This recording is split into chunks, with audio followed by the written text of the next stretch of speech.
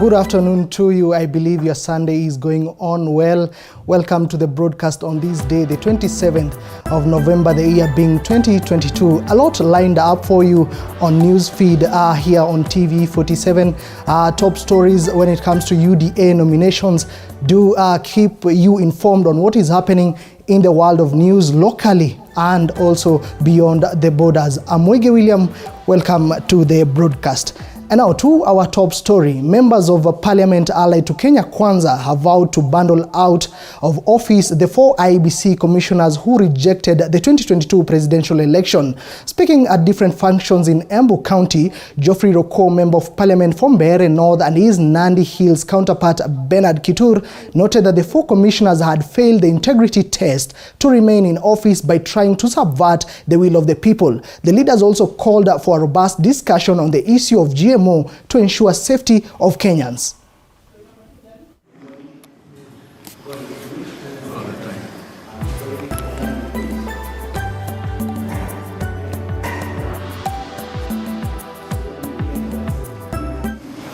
We are going to impeach them in the floor of the House. We have a motion. Once the motion is going to be forwarded in the Parliament, we are going to impeach them, and the recommendation will be they need to get out of the office. We need Kenyans of integrity and high integrity in terms of performing their duties. The matter about GMO, what you would want to request is that we need proper consultation and conversation around this topic, because every Kenyan right now is concerned and worried about their safety and the safety of their children. So I think this is a matter that we still need to have sufficient time to have a conversation. We have the scientists, they have the people who can be able to do enough research so that we can all be satisfied that we are comfortable with the issue of having probably to plant the GMO in a bid to be able to probably address the issue of the food scarcity and food security in. Now, to matters UDA nominations, Chege Njuguna has clinched the UDA party ticket in the highly contested party nominations in Kandara constituency. Njuguna garnered 7,826 votes, followed by Titus Njau in second position with 5,335 votes. Stephen Mora came in third with 4,414. James Kamau took fourth position, garnering 2,191, whereby number 5 was taken by number 5 was taken up by Alice Wahome, who was the MP for Kandara before resigning after taking up the appointment to the cabinet. His win indicates the political dynamic in the area, with people opting to go their way other than they were being directed. Nimefurahia sana na hii ushindi si ushindi ya Chege Njuguna. Hii ni ushindi wa watu wa Kandara, kwa sababu watu wa Kandara walitokea siku ya leo wakapiga kura yao na Chege akakuwa mshindi. Process yenyewe ilikuwa ya haki na uhuru. Uchaguzi ulianza vizuri sana asubuhi ya leo. Tuliweza kukua na uchaguzi wenye amani, na kufikia jioni hatukuwa na incidences zozote ambazo ziliripotiwa. Clearly, UDA party is a very popular party. We want to thank the people of Kandara for conducting themselves in a very civilized manner and showing the rest of the country that they have come of age, they know what they want, and they have demonstrated very clearly what they want without any shadow of doubt. Still matters UDA nominations. Former Marakwet West Member of Parliament William Kipkemoi Kisang wins UDA nominations after garnering 28,136 votes against Tim Kipchumba and Transoya North Ward MCA Jonathan Nui, who both tied and garnered 26,766 votes.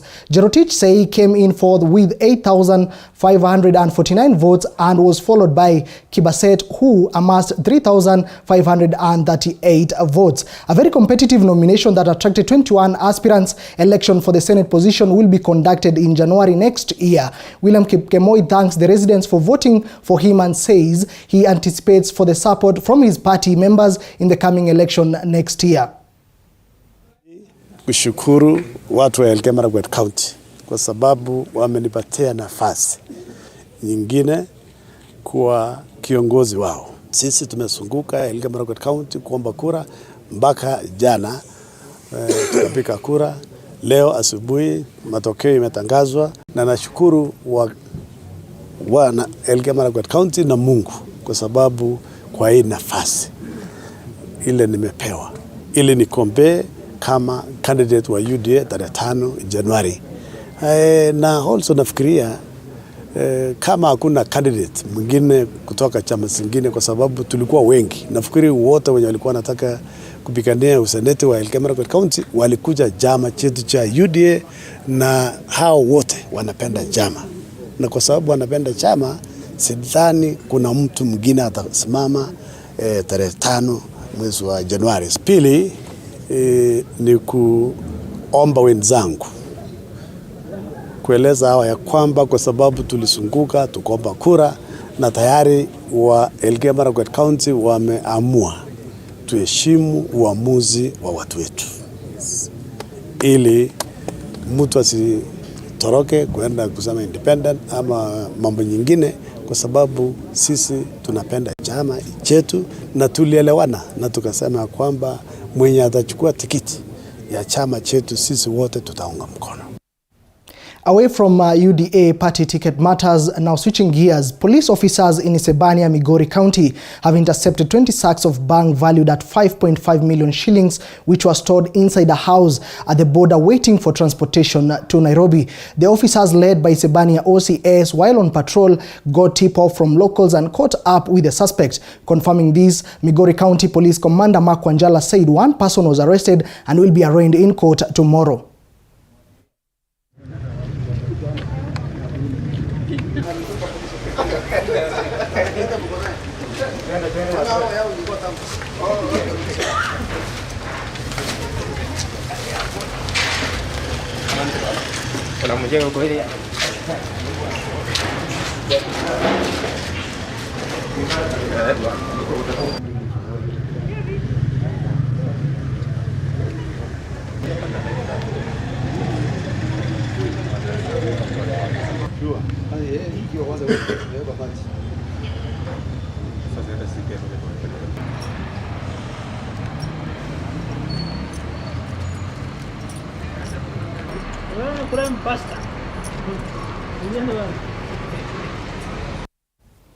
Now, a section of classroom teachers in the country are now demanding an exit from the employer after accusing her of mistreating and harassment. The teacher, who formed a union known as Teacher Pressure Group, which is a year old, want the Teacher Service Commission to activate the exit process, which will give teachers freedom association. Speaking in Kisumu in a burial of their member, led by Mother Omolo, who is their spokesperson, said classroom teachers have suffered enough and it's time they find a new heaven with a new union which will champion for their rights. Her sentiments were echoed by interim chair Kenyo Mwangi, who asked other teachers across the country to support the new union, saying it will bring changes to the matters affecting teachers.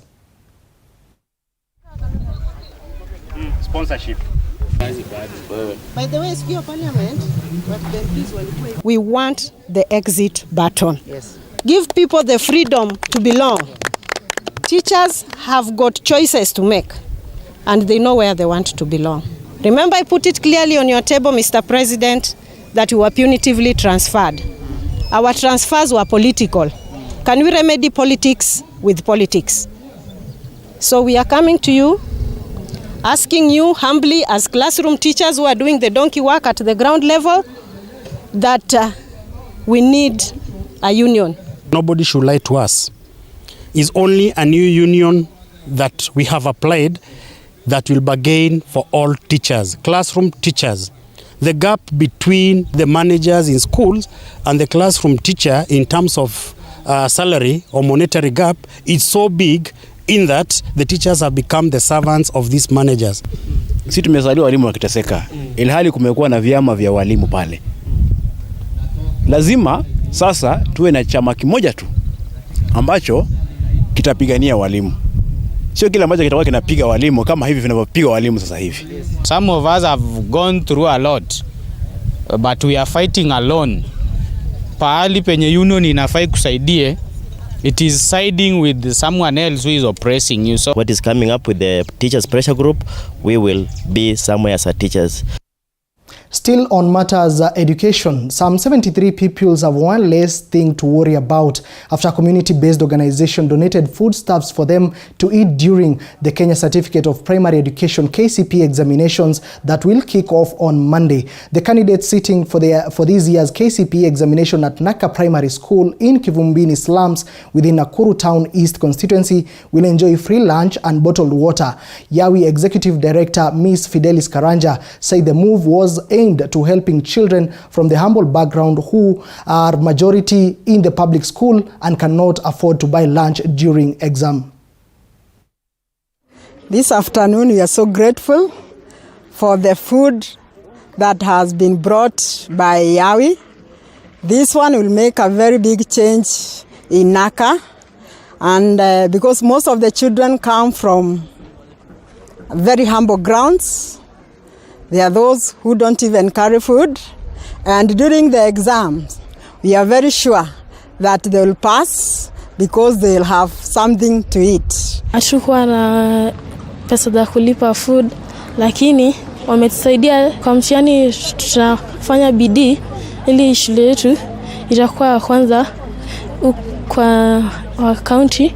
We also wanted to encourage them that they can have lunch for the next 3 days as they sit for their exams, and to wish them success. And we are very sure that this is a good gesture, as they have they have said, and we are sure that they are going to focus with their exam without stress or wondering what will you have for lunch, what will you going to have for tea break. And we look forward to many other things that we are going to work together for this school to be able to become a role model within this society. Tunaongea nini na boyfriend? Sindio? So we start getting into affairs zenye they are not healthy. We call them they are not healthy. Now let's shift gears to matters climate change. Now, as the world focuses on mitigating the effects of climate change, organizations championing to have a healthy environment have begun to develop strategies to drive inclusivity in climate adaptation implementation plans through capacity building. The African Capacity Building Foundation, ACBF, is now building the capacity of organizations to effectively undertake climate adaptation actions. Inclusive climate change adaptation for a sustainable Africa, which is part of the African organizations whose capacity is being developed to address the adverse climate change that affects in the continent, is also focusing on gender equality and social inclusion for climate change adaptation. For also taking into consideration vulnerable groups, gender, taking into consideration youth, women, persons with disability.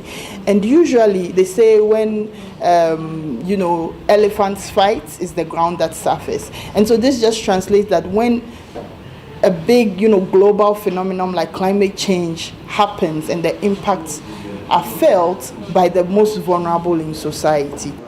We cannot continue to group the people as one when we are saying we want to address the different climate change issues in each country. Therefore, it's important to look into the different roles, the different responsibilities being played by these two groups, men and women, and this can be subdivided into level. We can look into the elderly, we can look into the youth, we can look into people living with disability, we can also look into young teenage mothers and different types of vulnerable groups, and this depends with their degree of vulnerability on how they interact with the different climate change hazards.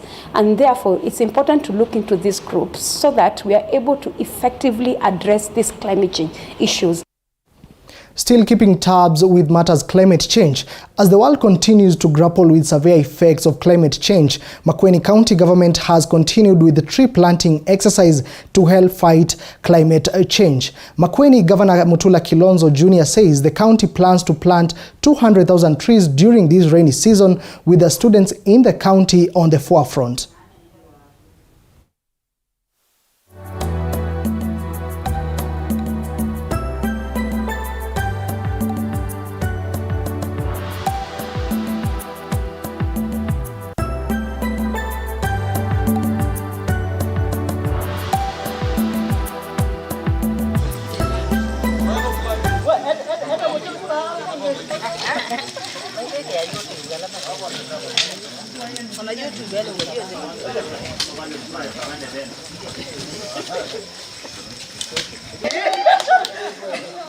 Kuwa nzuri kwa kutusaidia kuvuta mvua. Siku nyingi tumekuwa tumetaabika kwa ukosaji wa mvua, tumeteseka njaa, lakini kuanzia leo tunaona mvua imeingia. Saa hii tunaendelea na kupanda miti. Msimu huu panda miti, kwa sababu huu mti una manufaa mengi sana. Ukiangalia hii kongamano limepita juzi la COP27, utaona kwamba mataifa ya dunia yalikusanyika kwa pamoja ili tuweze kupigana na hii janga la ukame na mambo ya climate action. Kwa hivyo tunahimiza kila mtu aweze kupanda mche kila msimu wa mvua. Tumeanza katika mashule na katika sehemu ambazo ni za umma kupanda miti ili kwanza tuhamasishe watu wa eneo hili kwamba miti hii inafaa kutunzwa. Eneo kama hili ambayo tumepanda miti leo na miti ambayo imepandwa katika eneo la Mboni ikiwa ni 22,500 ni miti ambayo ikitunzwa baada ya miaka 2-3 kutakuwa tumebadilisha hali ya.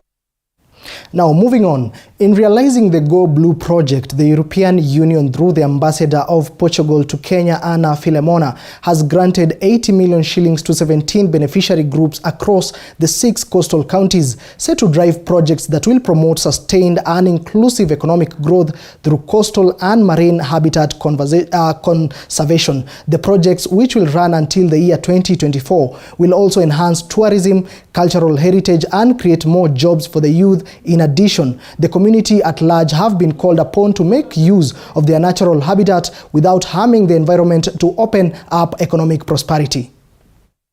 In people, and people is really the wealth of a country, and for us it is really a pleasure to invest in the Kenyan people in the area that for us is extremely important, which is the sea on one hand, and the tourism, for which we have a recognized value and experience that we would like to share with the Kenyans.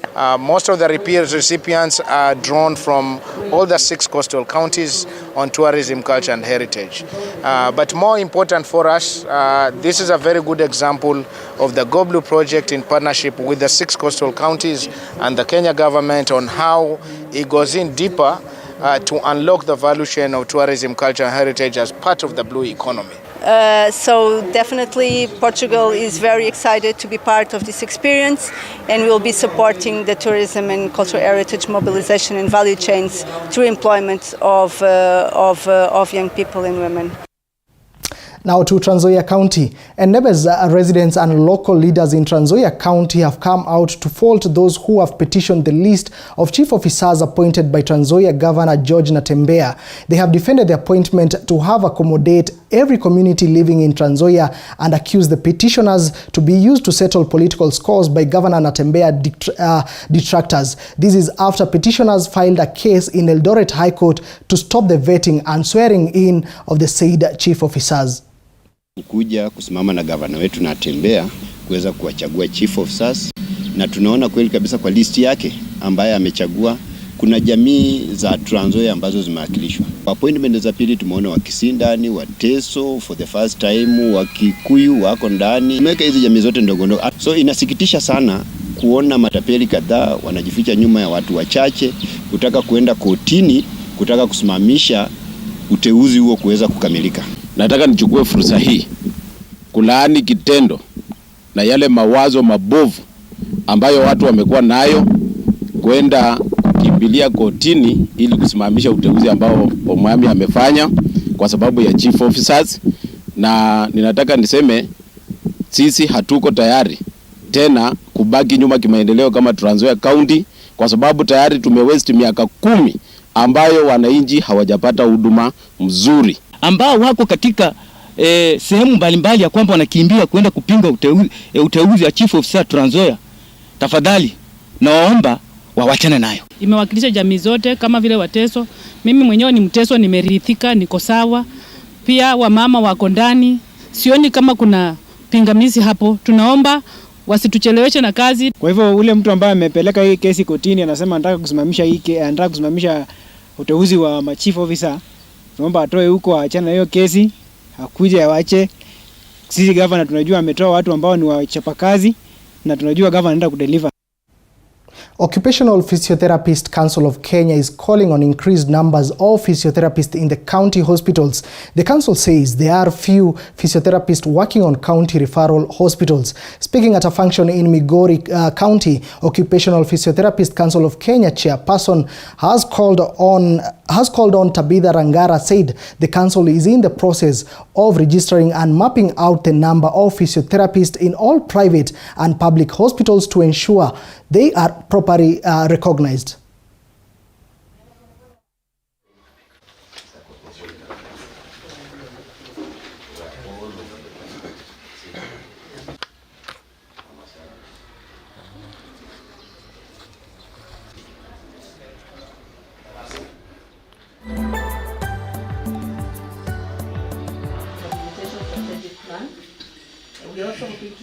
We need to articulate the issues of occupational therapy, both in the biomedical field as well as the rest of Kenya.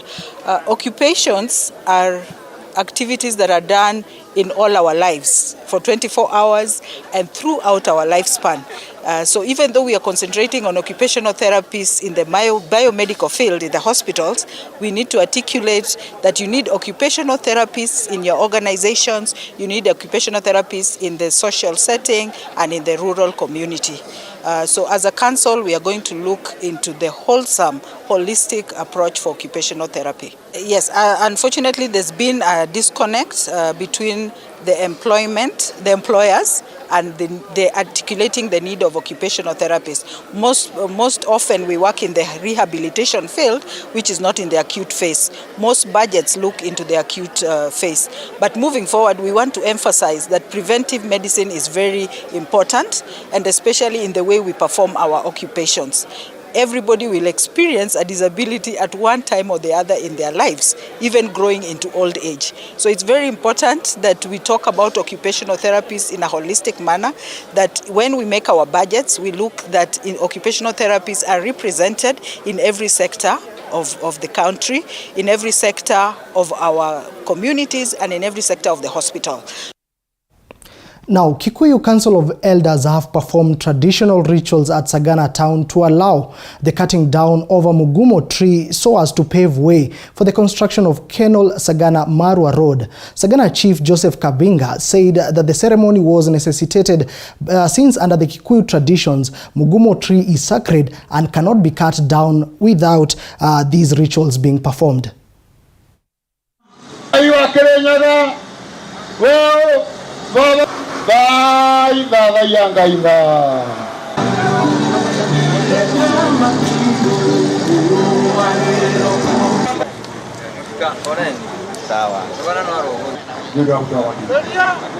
Na leo tumekuja na Council of Elders Kirinyaga kukuja tukate hii mgumo wafanye occasion ili ikatwe barabara yetu isisimame.